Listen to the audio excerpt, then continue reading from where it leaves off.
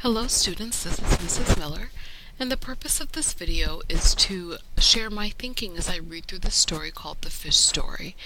Since I have some comprehension questions that I'm going to have to answer, I'm going to read those questions first so that I know what information to look for in the passage. Question number 1 says, the conflict or problem begins when Ernie does something. What event happens first in the story? The setting of the story is blank. And the climax or turning point of the story, and then I have my choices as to what happens. After Ernie buys the fish, he faces a new conflict because in the beginning of the story, the reader learns that Ernie. During what time of year does the story take place? You can infer that Mrs. Benson dreads telling the twins that the goldfish died because they might blank. When does Ernie run to the pet store? Ernie's conflicts are resolved when blank. From Ernie's thoughts and feelings, you can infer that he is blank, or wants blank, or feels blank. Which phrases in the story help you identify the order of events? Okay, I'm going to go through and I'm going to read the passage and I'm going to share my thoughts with you as I read. I know what I'm going to be when I grow up, unemployed. Face it, Ernie, my dad always says. The way you mess up every job, you have a great future as a bum.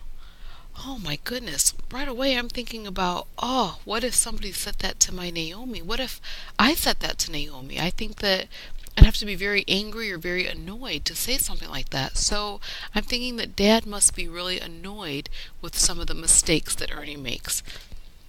Second paragraph. He's probably right. My first summer job was cutting the neighbor's lawn. The mower got away from me and ate 10 tomato plants. I like that use of figurative language that's called personification, when it said that the lawnmower ate the tomato plants. Another time, I forgot to close the windows when I washed Mr. Hammer's car. I bet Mr. Hammer was upset because the inside of his car got all wet. The weeds I pulled out of Mrs. Miller's garden turned out to be flowers. I can just imagine how angry Mrs. Miller was when she came to see her beautiful garden and it turned out that the weeds were all there still, but the flowers had been pulled out.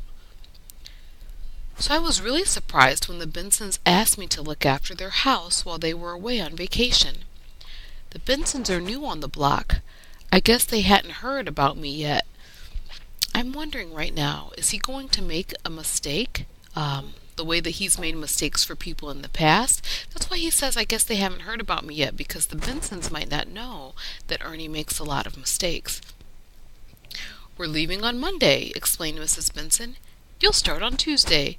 Just bring in the newspaper and the mail. That didn't sound too hard. Even I could probably handle this job. And feed Jaws once a day, Mrs. Benson added.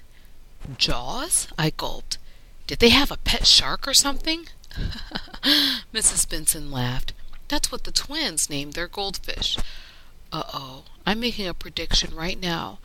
I know that Ernie makes a lot of mistakes, so I'm predicting that Ernie might forget to feed Jaws, but I'm going to keep reading to see. On Tuesday, I had baseball practice, so I was late getting to the Bensons. I put the mail and the newspaper on the hall table. Then I headed for the fishbowl. Jaws was floating on top of the water. Oh, it looks like Jaws is dead. That is, I am guessing because I know from experience, a text-to-self connection, that when a fish dies, it floats on top of the water. I moaned. My first day on the job and I killed the dumb fish. But I'm thinking that's not his fault. As soon as he walked in, it seems like the fish was already dead. That's not his fault. Not even the army would want me now.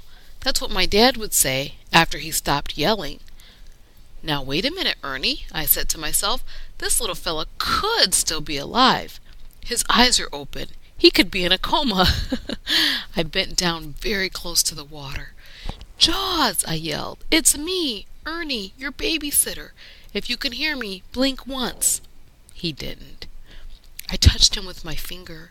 He was cold, stiff, and very slimy. "Face it, Ernie," I said out loud. "This is one dead fish you have here."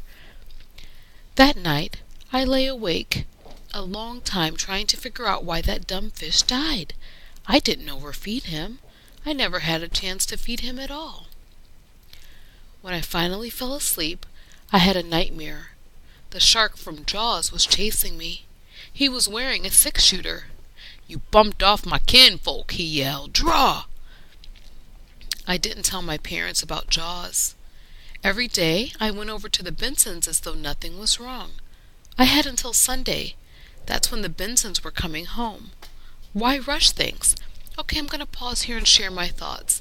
I think that he should have told his parents that Jaws was dead. I know that he was thinking that his dad would just get on him for making a mistake, but I still think that that would have been the best thing to do. And so I'm wondering, what is he going to do?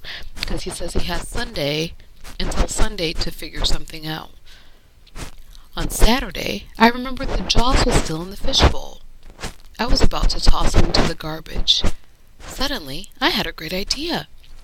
I slipped Jaws into a baggie and ran to the nearest pet store.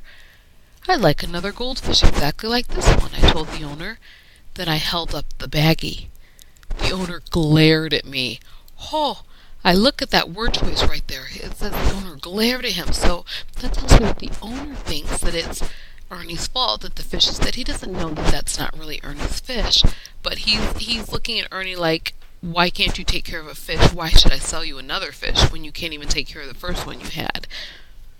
Half an hour later, he was still glaring. That's how long it took to find a perfect match. I paid the owner and headed back to the Benson's house. When I got there, I cleaned the fishbowl and added fresh water. Soon, Jaws 2 was in his new home. I know that he's called Jaws 2 because the first Jaws was the fish that was already dead, and so Ernie just called him Jaws 2.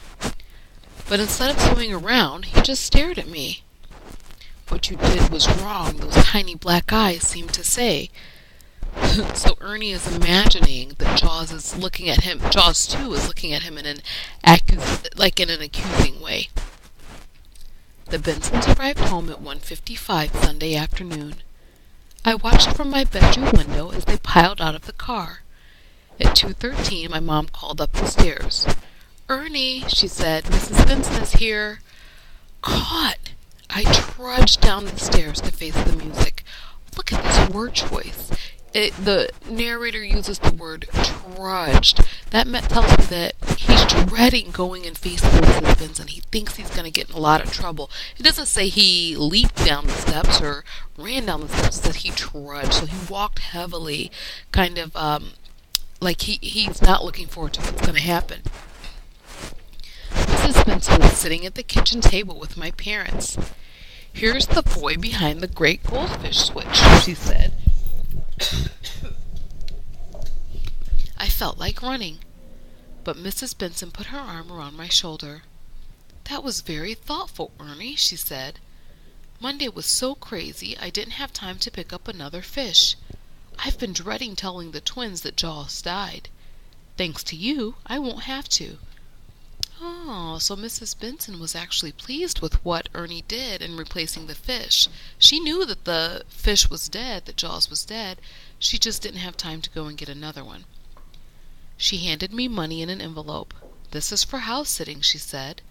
"There's something extra for the new Jaws. You hear so many wild stories about kids these days. It's nice to know one who is responsible." Mom looked so proud I thought she might cry. But Dad had a funny look on his face. I think he was trying not to laugh. Okay, now that I've read through the passage and shared my thinking, you can read back through the passage and then come on over here and respond to the questions.